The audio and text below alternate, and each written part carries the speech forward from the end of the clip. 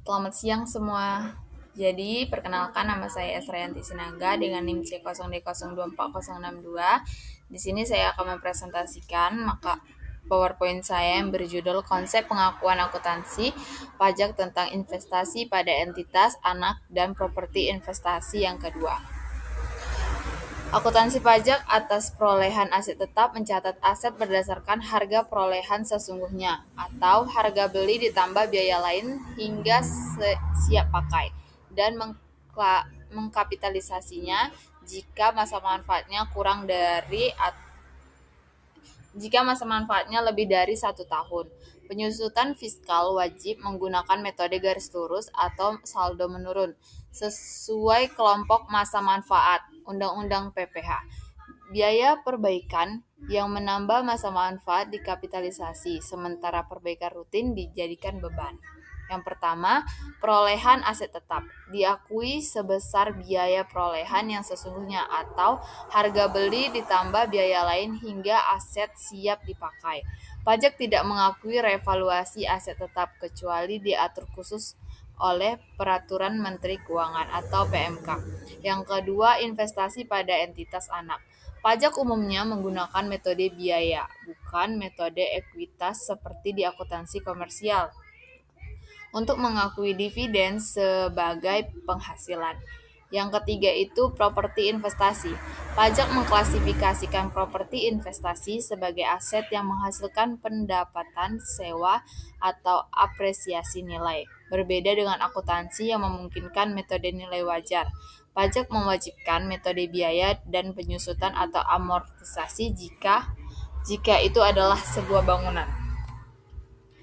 Akuntansi pajak atas penjualan dan sewa aset tetap. Akuntansi pajak atas penjualan dan sewa aset tetap didasarkan pada pengakuan laba atau rugi fiskal, selisih nilai buku fiskal, dan harga jual atau sewa, serta kepatuhan pajak pertambahan nilai atau pajak penghasilan terkait. Investasi entitas anak dan properti investasi umumnya diukur berdasarkan harga perolehan atau metode biaya, di mana dividen entitas anak diakui sebagai penghasilan. Yang pertama, penjualan aset tetap. Laba penjualan diakui sebagai objek pajak penghasilan lain-lain, sedangkan rugi penjualan dapat dikurangkan dari penghasilan bruto. Nilai sisa buku fiskal digunakan sebagai dasar pengurang, bukan nilai buku akuntansi. Yang kedua itu sewa aset tetap. Yang pertama ada sewa operasi. Biaya sewa dapat dikurangkan oleh penyewa dan merupakan penghasilan bagi yang menyewakan. Yang kedua itu biaya sewa pembiayaan. Penyewa mengakui aset dari penyusutan, namun secara pajak seringkali perlakuan mengikuti prinsip overtaking lies atau ketentuan khusus terkait penyusutan. Yang ketiga itu ada investasi pada entitas anak. Pengakuan investasi menggunakan metode biaya atau cost metode secara fiskal, berbeda dengan metode ekuitas dalam akuntansi komersial. Dividen yang diterima diakui sebagai penghasilan, namun dapat dikecualikan dari objek pajak jika memenuhi syarat, misalnya kepemilikan tertentu dan berasal dari laba yang ditahan. Yang keempat itu ada properti investasi. Diakui berdasarkan biaya perolehan dan disusutkan jika berwujud sesuai dengan kelompok asetnya menurut aturan perpajakan, bukan nilai ulang berdasarkan nilai wajar. Akuntansi pajak aset tetap mencangkup pajak pertambahan nilai. Pasal 16D dikenakan tarif 11%, itu adalah tarif terbaru, atas penjualan aktiva yang tidak untuk diperjualbelikan atau jika dapat dikreditkan, dan pajak penghasilan atas keuntungan penjualan. Sewa tanah atau bangunan dikenakan PPh final dengan tarif 10%, sedangkan sewa harta bergerak dikenakan PPh pasal 23 sebesar 2%, sewa guna usaha, freelance lease dengan hak opsi tidak terhutang oleh PPN. Selanjutnya ialah akuntansi pajak atas penyusutan aset tetap. Akuntansi pajak atas penyusutan aset tetap di Indonesia diatur dalam Pasal 11 Undang-Undang Pajak Penghasilan atau Undang-Undang HPP, akuntansi pajak atas penyusutan aset tetap mengharuskan penggunaan metode garis lurus atau saldo menurun berdasarkan umur ekonomis fiskal yang seringkali berbeda dengan akuntansi komersial yang dapat menimbulkan beda waktu. Properti investasi umumnya disusut secara fiskal, sementara investasi pada entitas anak diakui menggunakan metode ekuitas yang sering memerlukan penyesuaian untuk laba ditahan dan pajak tangguhan. Pertama itu metode penyusutan. Yang pertama, bangunan hanya boleh menggunakan metode garis lurus. Yang kedua, bukan bangunan dapat menggunakan metode garis lurus atau metode saldo menurun secara konsisten. Yang kedua, waktu dimulai. Penyusutan dimulai pada bulan perolehan atau bulan aset dimulai digunakan untuk menghasilkan penghasilan dengan persetujuan dari Direktorat Jenderal Pajak atau DJP. Selanjutnya itu perbaikan aset. Biaya perbaikan yang menambah masa manfaat dapat disusutkan dengan aturan khusus pada Peraturan Menteri Keuangan Nomor 72 Tahun 2023 mengenai penyesuaian masa manfaat. Dan yang terakhir, rekonsiliasi fiskal, perbedaan beban penyusutan komersial atau akuntansi dan fiskal atau pajak wajib disusutkan dengan laporan keuangan. Masa manfaat dan tarif pada pasal 11 Undang-Undang Pajak Penghasilan atau Peraturan Menteri Keuangan Nomor 72 Tahun 2023. Yang pertama, untuk kelompok 1 itu 4 tahun dengan tarif 25% dengan metode garis lurus dan 50% untuk metode saldo menurun.